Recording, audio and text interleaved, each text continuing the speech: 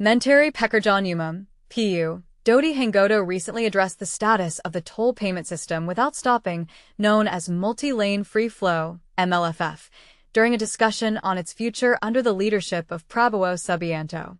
Here are the key points from his statements. Current status. The implementation of the toll payment system without stopping is still under discussion, with no definitive timeline established yet.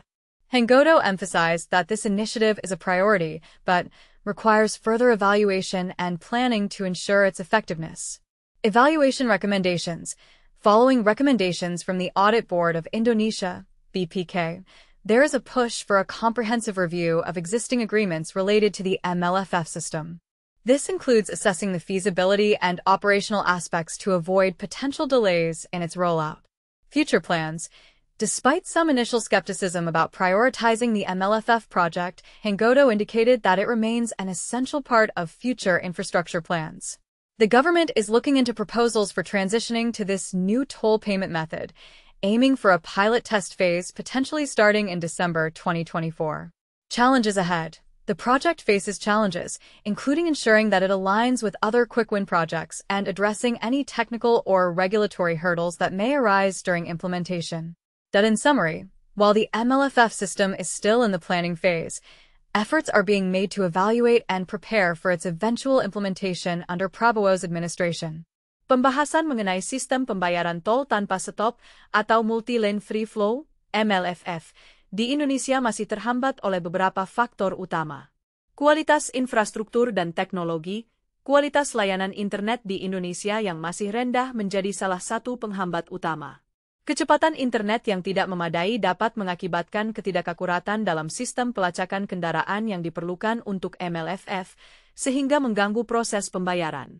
Kompleksitas sistem, implementasi MLFF melibatkan banyak pihak, termasuk otoritas jalan tol, perusahaan pengelola, dan pemerintah.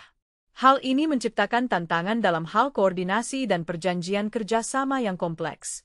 Proyek ini juga harus melalui evaluasi menyeluruh untuk memastikan bahwa semua aspek dari perencanaan hingga pelaksanaan telah dipertimbangkan dengan baik. Evaluasi dan rekomendasi dari BPKP, Badan Pengawasan Keuangan dan Pembangunan, BPKP, sedang melakukan kajian terhadap efektivitas dan efisiensi sistem MLFF. Hasil dari kajian ini akan menentukan langkah selanjutnya, termasuk evaluasi biaya dan manfaat dari sistem yang diusulkan. Kekhawatiran terhadap keamanan dan keandalan, uji coba awal pada beberapa jalan tol menunjukkan adanya masalah, seperti kendaraan yang mengalami kesulitan saat melewati gerbang tol, yang menimbulkan kekhawatiran akan keselamatan pengguna jalan. Kurangnya urgensi, beberapa pihak berpendapat bahwa saat ini tidak ada kebutuhan mendesak untuk mengimplementasikan MLFF, mengingat sistem pembayaran tol yang ada masih berfungsi dengan baik dan tidak ada keluhan signifikan dari pengguna mengenai antrian di gerbang tol.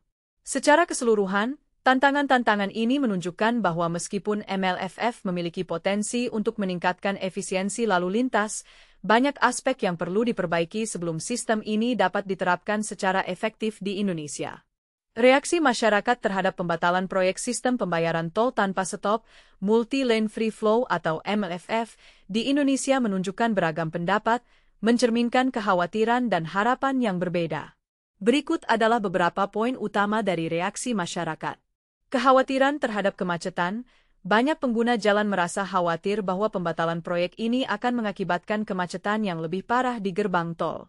Mereka berharap bahwa sistem MLFF dapat mengurangi waktu tunggu dan meningkatkan efisiensi perjalanan, terutama pada saat-saat sibuk seperti liburan. Kekecewaan terhadap proses implementasi. Beberapa masyarakat merasa kecewa dengan lambatnya proses implementasi MLFF, yang seharusnya sudah diuji coba. Mereka menilai bahwa ketidakpastian ini menunjukkan kurangnya komitmen pemerintah dalam meningkatkan infrastruktur transportasi. Dukungan untuk teknologi modern.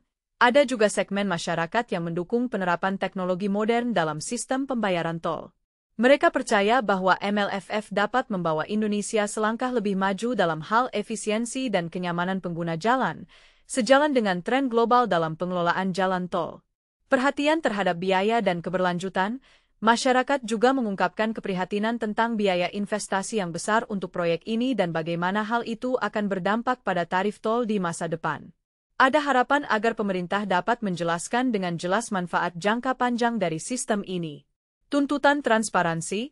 Pengguna jalan meminta transparansi dari pemerintah mengenai alasan di balik penundaan dan evaluasi proyek MLFF. Mereka ingin memastikan bahwa keputusan yang diambil tidak hanya berdasarkan pertimbangan teknis, tetapi juga mempertimbangkan kebutuhan pengguna jalan. Secara keseluruhan, reaksi masyarakat mencerminkan harapan akan perbaikan dalam sistem transportasi, tetapi juga menunjukkan kekhawatiran terhadap dampak negatif dari penundaan implementasi proyek MLFF. Kementerian Pekerjaan Umum dan Perumahan Rakyat, PUPR, di bawah kepemimpinan Menteri Basuki Hadimulyono telah mengidentifikasi beberapa proyek quick win yang akan dilaksanakan sebagai prioritas di tahun 2025. Berikut adalah rincian proyek-proyek tersebut. Revitalisasi sekolah. Proyek ini mendapatkan alokasi anggaran sebesar Rp19,5 triliun. Tujuan dari revitalisasi ini adalah untuk meningkatkan kualitas pendidikan dengan memperbaiki fasilitas sekolah yang ada, sehingga mendukung program pendidikan nasional. Pembangunan bendungan dan irigasi, sebesar Rp11,98 triliun akan dialokasikan untuk menyelesaikan pembangunan bendungan dan sistem irigasi. Proyek ini bertujuan untuk mendukung ketahanan pangan nasional, sejalan dengan program prioritas pemerintah. Keberlanjutan pembangunan IKN. Meskipun bukan termasuk dalam kategori proyek quick win, terdapat alokasi sebesar Rp9,11 triliun untuk keberlanjutan pembangunan Ibu Kota Negara, IKN, Nusantara. Anggaran ini akan digunakan untuk berbagai direktorat jenderal di Kementerian PUPR. Menteri Basuki menjelaskan bahwa proyek-proyek ini merupakan bagian dari upaya untuk mencapai target pembangunan yang lebih cepat dan efisien, serta mendukung program unggulan Presiden terpilih Prabowo Subianto dalam meningkatkan infrastruktur di Indonesia.